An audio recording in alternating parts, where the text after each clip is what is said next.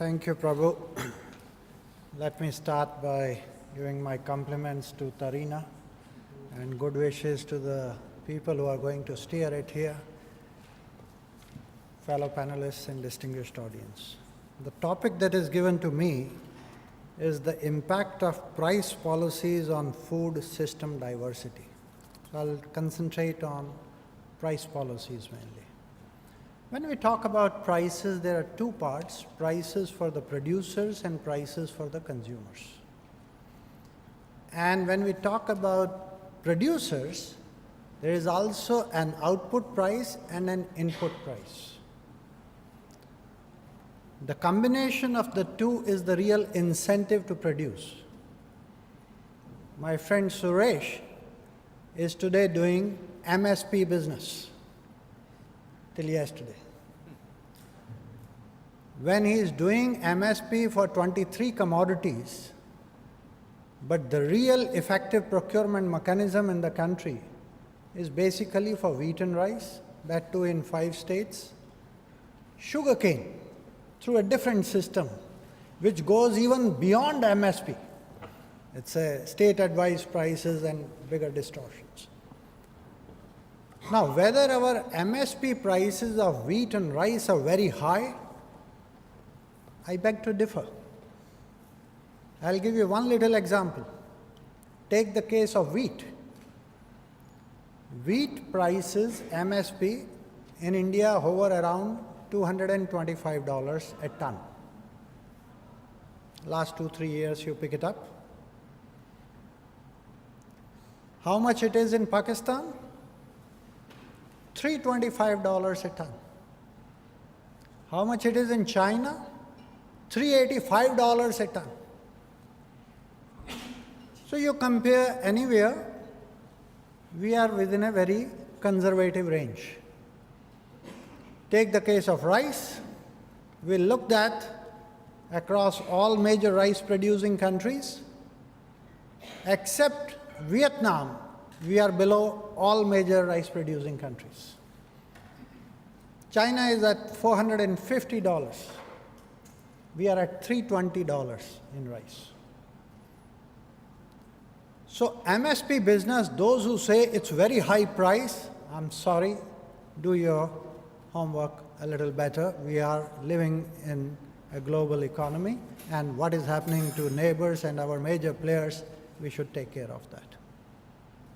Where the incentives get distorted, when you have procurement system primarily geared for wheat, rice, and for sugarcane through a different system, you have only 3 crops, where the risk of the farmer in selling their commodity is somewhat or much less compared to any other commodity.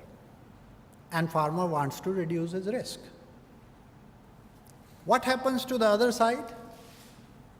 On the input prices, you have fertilizer, way below what the cost of production is, way below anywhere in the world. Urea prices are dirt cheap in India compared to any country in the world. It's literally at 1/3 the cost of production in the country. You have 70,000 crores in the budget, but how many in the hall would know that there is a 45,000 crores which is dues not paid to the fertilizer industry. So literally it's 100,000 crores of fertilizer subsidy. Power, going to agriculture sector, literally free in or very cheap compared to the cost it has.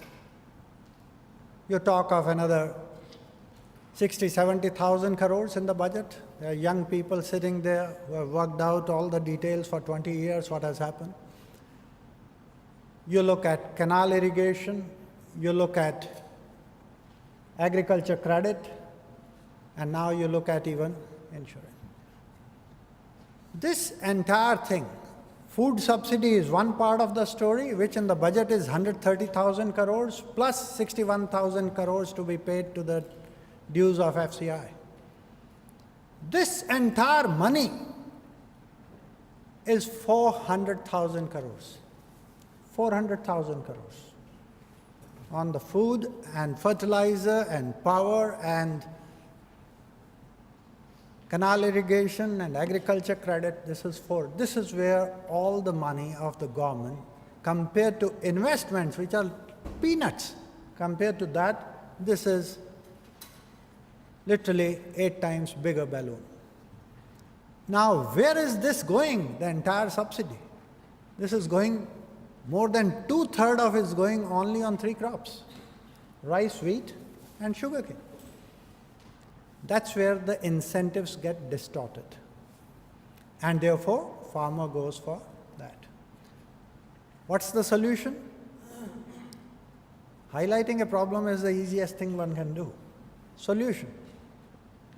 I think the way we are trying to give incentive to the farmer through input subsidies, massive waste, unsustainable water resources, the way we are depleting our groundwater, all those things, public distribution system, 40% leakage, our fertilizer going to Nepal, Bangladesh, huge diversion.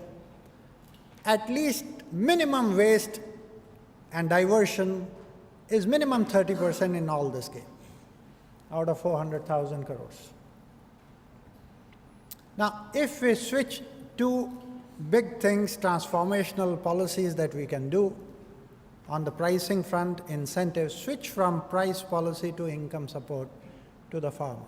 On per hectare basis, you say this is 5,000 rupees, 7,000 rupees, 10,000 rupees, whatever incentive you want to give, that this is for all the input subsidies, and deregulate the system, let the market prices prevail in the system.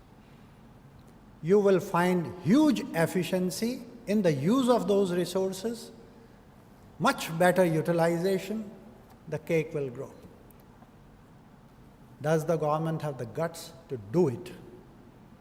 China has moved in that direction. They give on per hectare basis, per mu basis now. $17 billion they gave a year before last. So they have moved in that direction.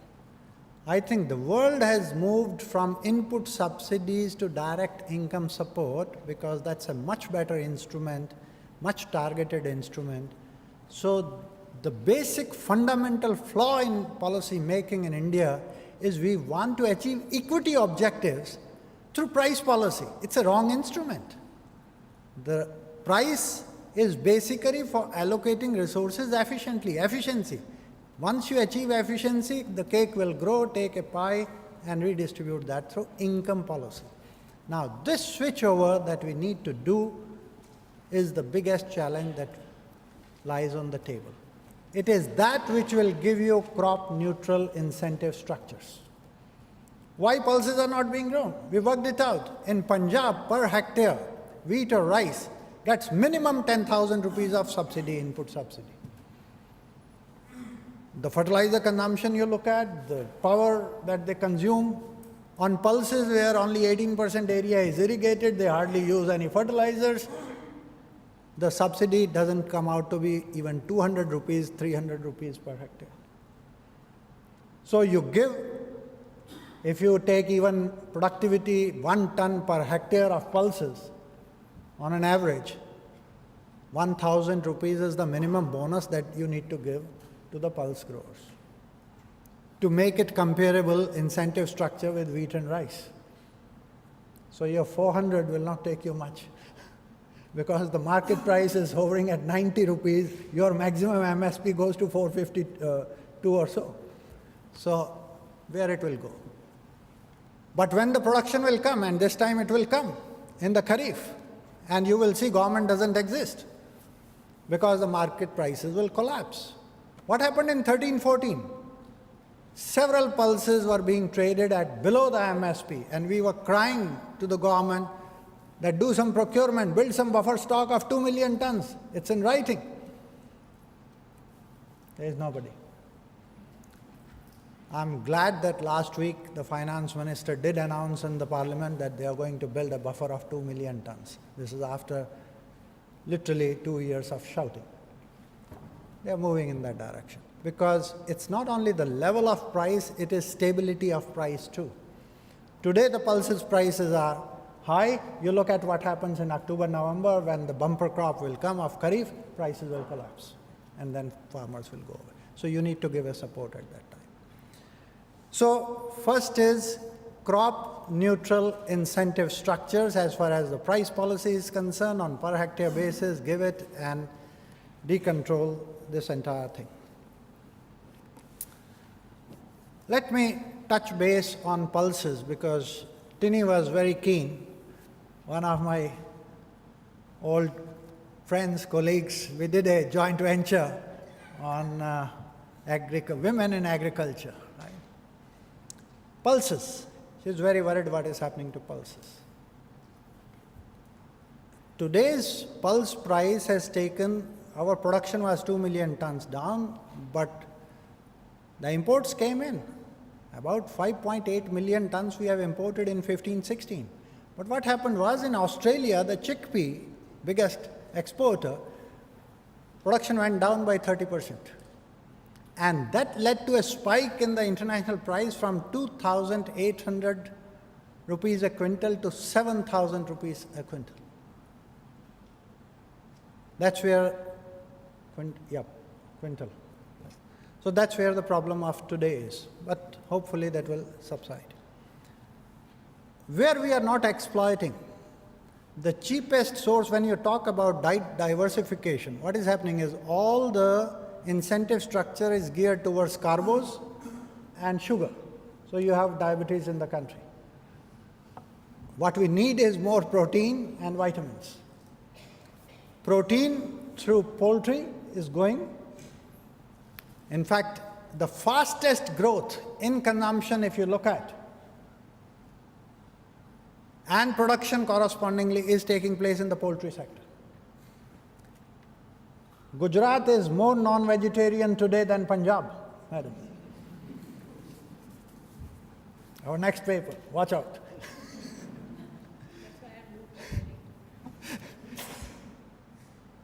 Because protein from that source is becoming cheaper compared to pulses. But we have one resource which we have not exploited, which is the cheapest source of protein in the country, and that's soya. 100 grams of protein if you want, whether from animal products, milk, meat, or pulses or cereals, the cheapest source that comes is through soya. You have to do some product innovation there. There is a method that you can convert from and reconstitute soya flour with other flours, wheat or rice, and you can reconstitute it into a dal. This is a methodology I personally gave at that time 1 kg of reconstituted dal to Mr. Pawar. He was the agriculture minister at that time, and first time tuor prices shot up. And the answer was, how's the taste and where do I get 1 million tons to distribute? Even at today's prices, when tuor is selling at 160 rupees, reconstituted dal from soya will cost you maximum I am saying 60 rupees a kg with a profit margin. That is what it will cost you. And you will have much better protein. But we are not doing that product innovation. Oh, Indians are not tuned to take soya. All the world, you come from Japan to China to Korea, it's a tofu and soya milk and all that. When you come to South Asia, it becomes paneer. We want paneer at double the price, triple the price. We don't. Where we have surplus, we are exporting that protein and taking fat out of it. Did we have the taste for palm oil? Today, 60% of your oil is being imported, and much of that is palm oil, and it is being used in everything. Even your yellow pea, which is the biggest import in pulses, we never had taste. You have not tasted in your homes, but it is all being mixed in your basin, yellow pea. So we will have to innovate and get protein at the lowest cost. By the way, if you want, Nalini Singh of Aankhon Dekhi fame, we have been working together and she has come up and we did the testing in ICRIER. Wonderful taste, and she is going to launch any day that type of a reconstituted dal in different parts of India. Many more players are needed to take that dal analog. Technology is very well known. You have to innovate a little bit in taste and so on and so forth. So question is, last bit, if I want to say crop neutral incentive structures for the producers. I can't go into much detail. I think Dr. Joshi is going to talk about the value chains of fruits and vegetables, or even of, in case of Amul, if they can give 75% of what the consumer is spending on milk to the farmer, why we can't do it for fruits and vegetables? Today I'm buying fruit, mango, the cheapest mango is 70 rupees a kg, langda or whatever. I talked to the person from where it is coming from, Unnao, just before Lucknow. It's 5 to 10 rupees a kg for the farmer. 5 to 10 rupees a kg, and you are getting at 70 rupees a kg. So imperfections in the value chain, a lot needs to be done on that. Government issued a request or circular to state governments that remove all the taxes, and APMC reform that. We are going on in circles since 2003. Why can't this government at least ask all the BJP ruled states, NDA ruled states, that within next 6 months, Maharashtra is taking that stand, and you have seen delisting of fruits and vegetables from APMC Act, and all the commission agents have gone on strike and so on and so forth. It's a political challenge, but you will have to take that stand. If milk can be directly sold to anybody without going through the APMC mandis, why can't fruits and vegetables be sold? So you need to clean up all that APMC, Essential Commodities Act. It's a big job in itself. Incentives, clean up, make it crop neutral. Institutions, these are the laws of the game. The APMC and Essential Commodities Act, they need to be, then the investments will come, and you will not have any problem. The same land has the capacity to produce double of what we are producing today. If not, look at China. They have a lower gross cropped area than ours, and produces more than double than ours. Thank you very much.